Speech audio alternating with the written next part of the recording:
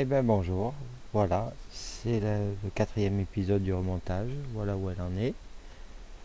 Le titre c'est parce que je cherche un peu à droite à gauche les bonnes rondelles. Remontage du tendeur de chaîne, du garde-boue avant, que j'ai un peu décapé avant avec cutter. Remontage de la roue, sans les freins pour le moment, juste la roue avant. Remontage de la roue arrière, de la chaîne, et cette fois j'ai mis un maillon rapide. Voilà, on voit de l'autre côté. Remontage du carbu et de la boîte à clapper. Et finalement j'ai mis un gicleur de 120. On verra bien. Ma base ça sera 120. Là j'ai réglé la chaîne, la tension de la chaîne, remontage de la béquille. Pardon. Remontage du frein avant. Câble et tout le bins. Vous voyez que j'ai encore mon ressort de rappel sur le câble. C'est très bien finalement. Puis c'est joli je trouve. J'ai mis la poignée. Je réglerai plus tard. Hein, j'ai autre chose à faire.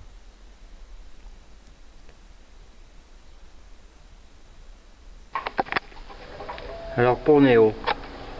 Là il est bien au fond. Bien calé comme j'ai pris hier. Mais vu l'espace qu'il y a derrière. Enfin l'espace.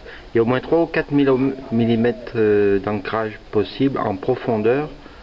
Entre l'ergot sur la noix et le ressort. Donc si, alors là je vais reculer exprès, regardez bien, il va venir un peu, le pignon, voilà. On peut l'enquiller comme ça va bien rentrer, puisque l'angle on peut le faire à la main. Le problème c'est que le pignon est trop en avant, et surtout, et ben maintenant il est tout bancal et il bouge à la main facilement. Voilà. Et pour Luc, alors regarde bien le pignon là-bas au fond. Le kick était en position.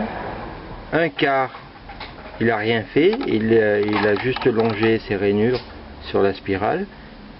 Hop, ici il embraye. Et ici c'est même en dessous de la platine. Ouais, c'est au niveau du cale-pied en gros. Hein. Donc je le ramène. Et voilà, là il commence à embrayer au niveau du cale-pied. Et après il sort, il embraye bien sur ce pignon là. Tu vois, regarde.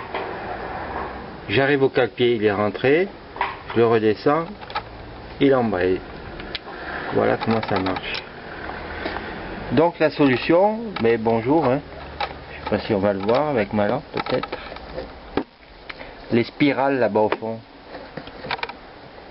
Je peux pas, j'ai les deux mains prises.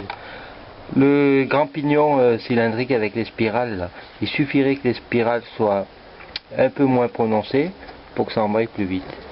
Mais cette pièce n'existe pas, à moins qu'il y en ait sur d'autres machines. Hein. Ah, comment qu'on fait-il? Donc maintenant vous allez faire rien voir. La pièce avec les spirales, c'est celle-là, là-bas au fond. Qu'est-ce que je suis malin, moi. Bon, j'en profite pour vous faire voir où ça en est.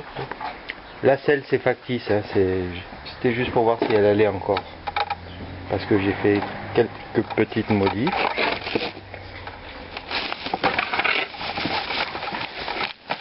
Et là-dedans, qu'est-ce que je vais trouver mon machin de tout à l'heure.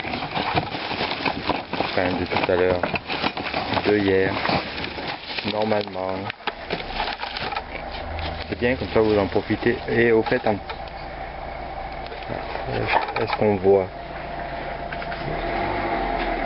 Moi je vois pas. Voilà. Anticorrosif, anti-rouille, lubrifiant. C'est de l'huile pour les fusils.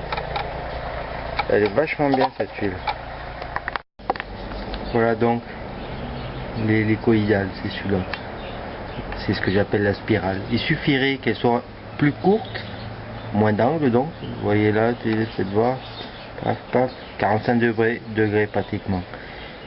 Il suffirait qu'elle soit plus droite Et ça irait beaucoup plus vite. Mais c'est pas sûr que ça force assez pour monter. J'en sais rien. C'est à voir.